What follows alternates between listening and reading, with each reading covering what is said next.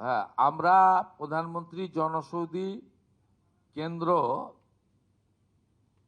মোট 468টা করার প্রস্তাব, 469টা করার প্রস্তাব ভারত সরকারকে দিয়েছি, যাতে block health centre, BPHC, sub division hospital এবং ডিস্ট্রিক্ট হসপিটাল কভার করবে।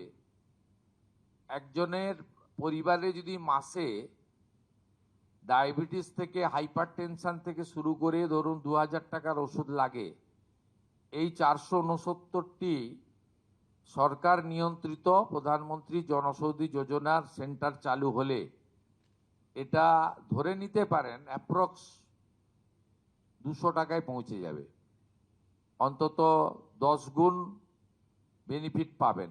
এর সাথে অমৃত প্রকল্পে 50 থেকে 80% ছাড়ে ওষুধ, দুরারোগ্য ব্যাধির ওষুধ বিতরণ কেন্দ্রও আমরা 70%, 80% পর্যন্ত ফ্রি থাকবে।